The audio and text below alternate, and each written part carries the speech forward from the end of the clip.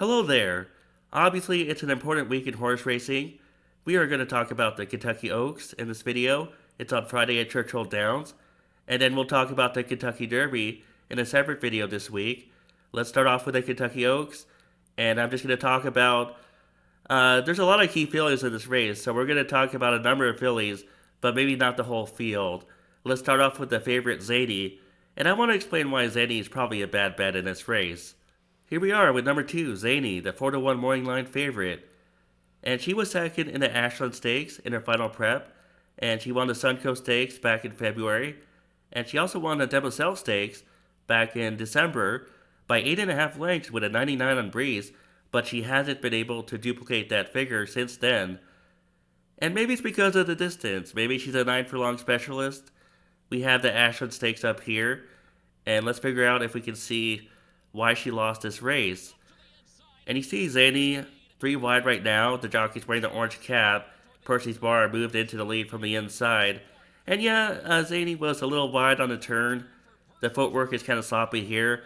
I feel like she had every chance to catch Percy's bar. And Percy's bar just opened up.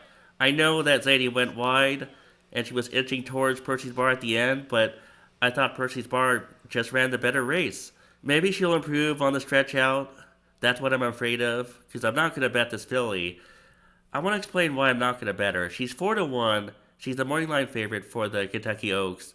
And yet, she has a loss in her last race.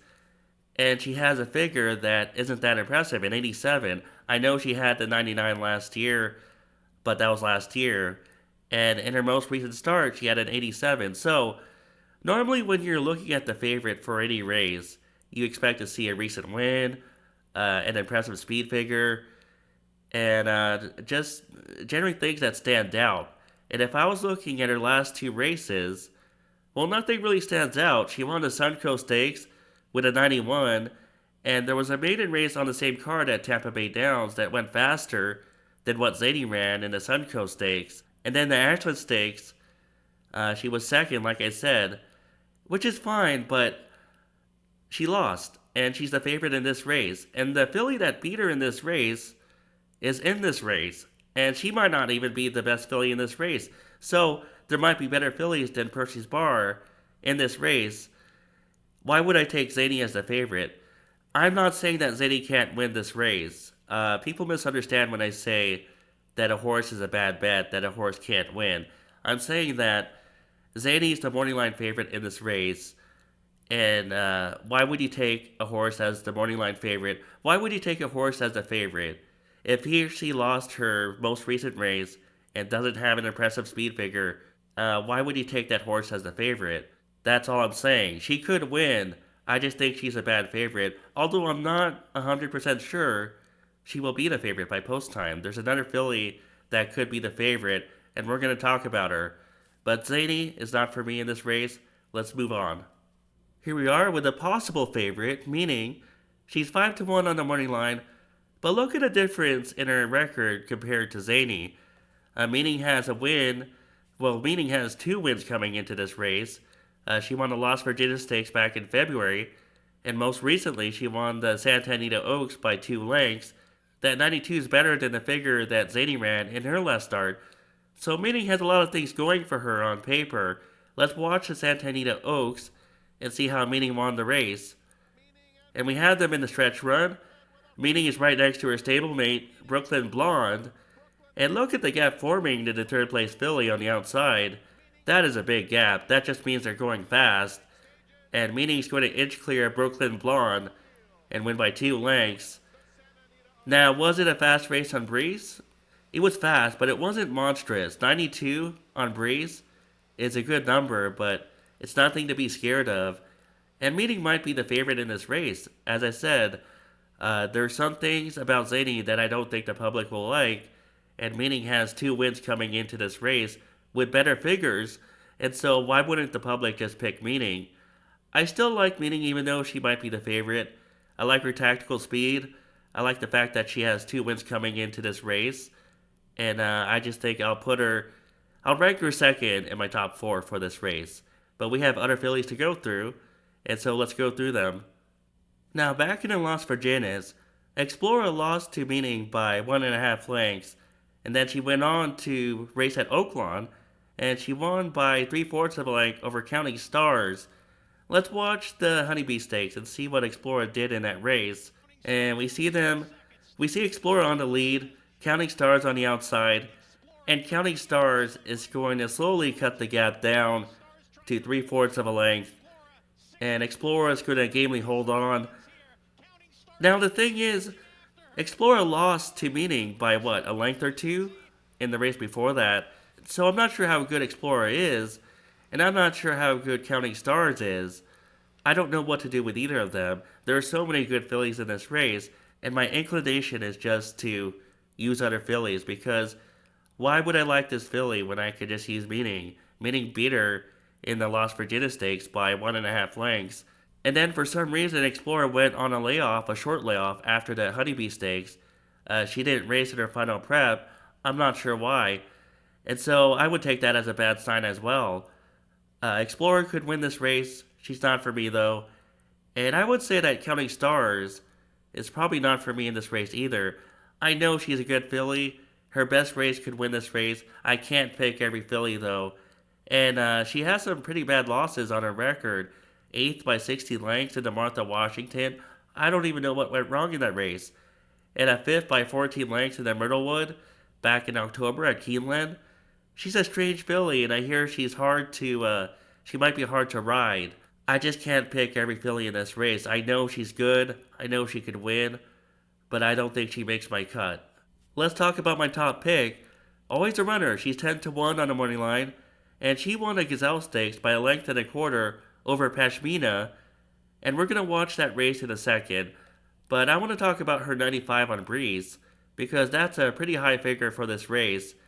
And we see here in the chart on the left, maybe I should zoom in, she's on top of the Speed Last Race chart.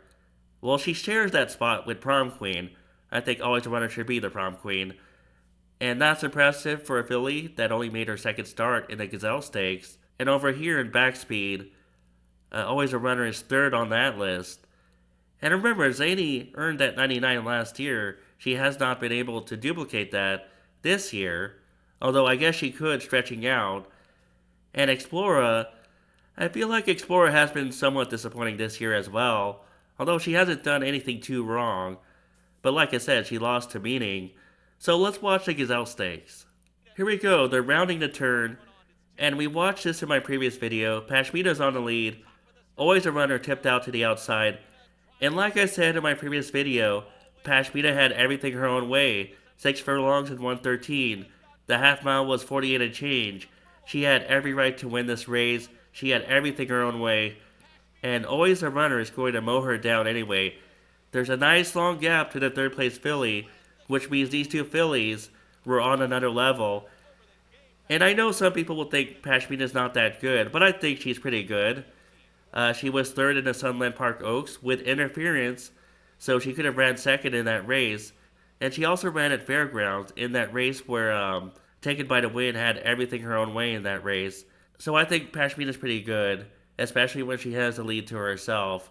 And Always a Runner mowed her down anyway.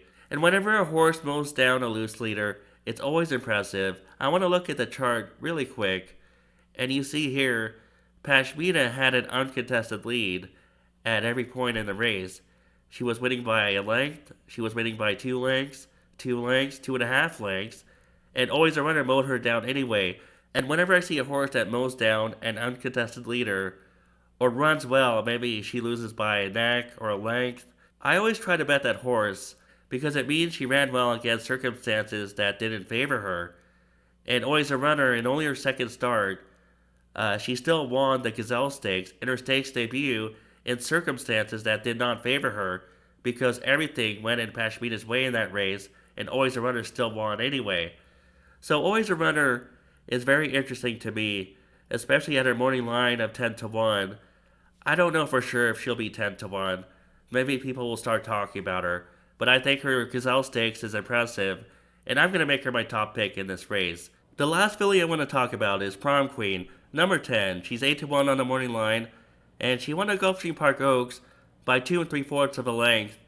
and she had a 95 in that race. As we saw in the chart, she ties with Always a Runner for the high last race figure. And we're going to watch the Gulfstream Park Oaks. There's nothing too unusual to note about this race. Prom Queen took over from My Miss Mo in the stretch run, and she opens up right now, and the other fillies just can't keep up. Prom Queen, she looks like a good filly. She has tactical speed, she has that 95 on Breeze, and there's nothing too wrong. So why am I not picking her on top? Well, I just like Always a Runner a little better, but I will put Prom Queen in my top 4 because there's nothing wrong with her. So why wouldn't I use her if I was doing an exacta or a trifecta? Prom Queen is a good filly, but I will say that the public tends to bet Brad Cox, so I wonder if she's really going to stay at 8 to 1. There are so many horses in this race for the public to choose from.